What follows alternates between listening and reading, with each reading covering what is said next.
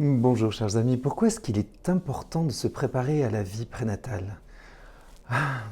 En effet, le bon sens de la nuit des temps nous dit que pour construire une maison, il faut un plan, il faut un programme, il faut des compétences et bien sûr que le résultat qui aura été mis en œuvre va déterminer la maison qui va sortir de cette activité.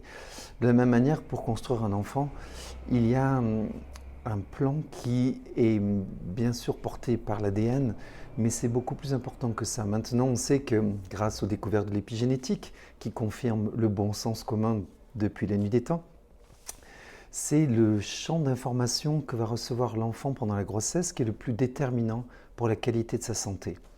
Le champ d'information, c'est un vaste mot.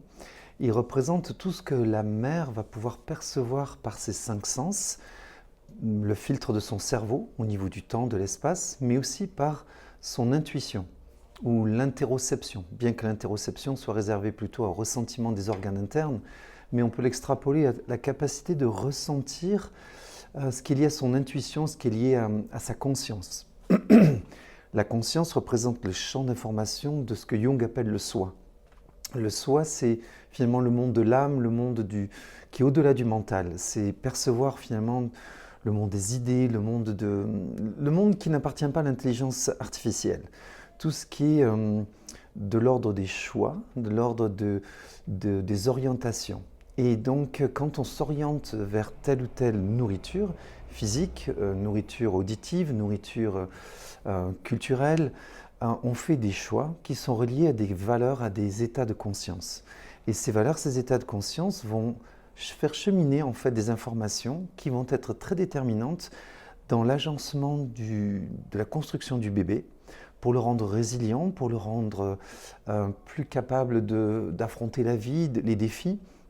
Au contraire, vont l'impacter d'un certain niveau de stress, de survie, avec une mécanique naturelle, instinctive, qui peut être beaucoup plus demandante pour l'enfant.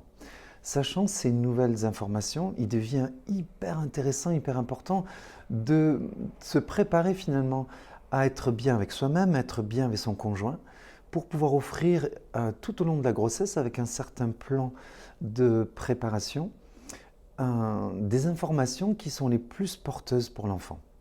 Voilà, c'est pourquoi en fait nous vous invitons, Lorne et moi, à un webinaire qui aura lieu le 2 octobre à 10h au Québec, à 18h en France et 10h du matin dans les Rocheuses. Alors qui se tiendra donc le 2 octobre, le jeudi 2 octobre. À très bientôt.